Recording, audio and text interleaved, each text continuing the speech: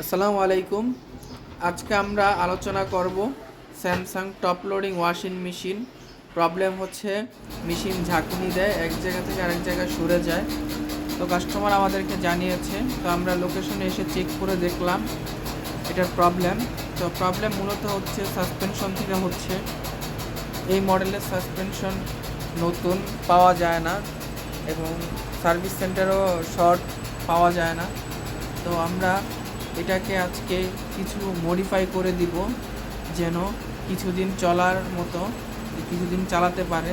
তারপরে নতুন সাসপেনশন আসলে আমরা নতুন সাসপেনশন ইনস্টল করে দিব। তো এই ধরনের প্রবলেমগুলো সাধারণত যারা ওয়াশিং মেশিন ইউজ করে তাদের হয়েই থাকে। এগুলা মূলত হওয়ার কারণ হচ্ছে যে ওভারলোড দিয়ে মেশিন চালানো। ওভারলোড দিয়ে মেশিন চালালে বেশি দিন মেশিন টিকে না এবং সাসপেনশনগুলোও টিকে না। 3-4 বছরের মধ্যেই সাসপেনশনগুলো খারাপ হয়ে যায়, ড্রামে প্রবলেম দেখা দেয়। তো এই ধরনের সার্ভিস যদি আপনারা প্রয়োজন হয় তাহলে অবশ্যই আমাদের সাথে যোগাযোগ করবেন। আমরা বাসায় যেয়ে হোম সার্ভিস দিয়ে থাকি।